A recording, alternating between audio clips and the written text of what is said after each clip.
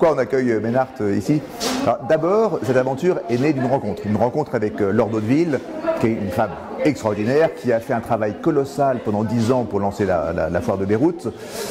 Le moment était un moment un petit peu compliqué pour Beyrouth, et donc en se rencontrant, on s'est dit qu'on allait recréer une foire plus large, autour de Ménart à Paris.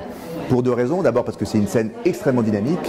C'est vraiment un des endroits où la création se fait. Vous savez, Pierre Estany nous avait dit il y a 20 ans, mais les foyers de création ne sont plus là. Les foyers de création sont en Asie, au Moyen-Orient, en Afrique, et on le vérifie aujourd'hui, c'est vraiment un des foyers de création les plus importants.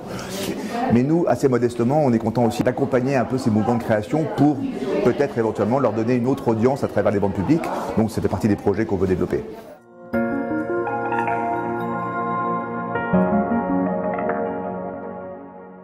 Ménart Fair à Paris regroupe 22 galeries qui viennent de 13 pays. C'est une foire qui est spécialisée dans les artistes du MENA. MENA pour Middle East, North Africa, c'est-à-dire en fait ce sont tous les artistes du Maghreb. Ensuite nous traversons les pays du Levant, nous allons ensuite jusque dans les pays du Golfe. Nous faisons un petit crochet vers l'Iran et en bas vers le Yémen. Nous allons avoir des petites Ménart Fair qui vont bouger à travers différentes villes et différents pays, justement pour mettre en avant l'art de nos régions.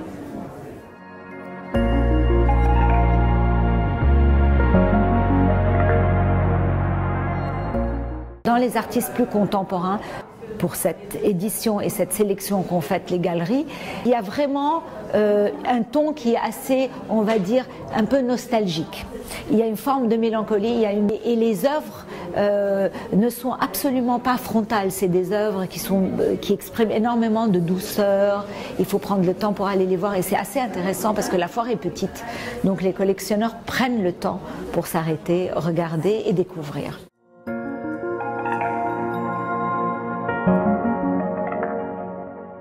Nous sommes très heureux de participer à cette première édition de la foire Ménart pour montrer des artistes d'une région particulièrement riche en création contemporaine.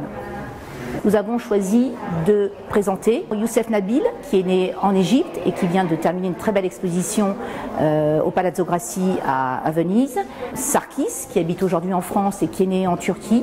2 artistes iraniens, Oda Kashia, avec des tableaux très jouissifs, et Chapour Pouyan, qui est présent avec une maison en céramique qui rappelle le monde pré-islamique.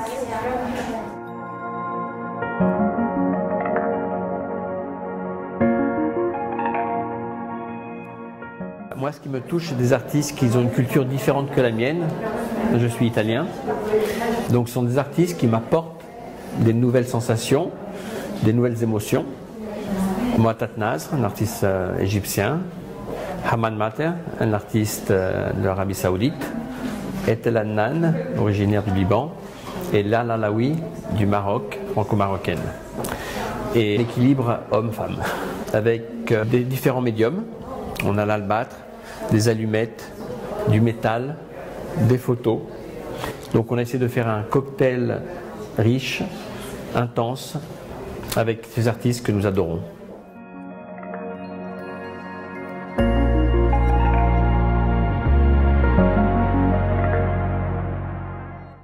Ma galerie est une galerie très engagée dans la défense de l'identité levantine, qui est multiconfessionnelle, multiethnique, très plurielle.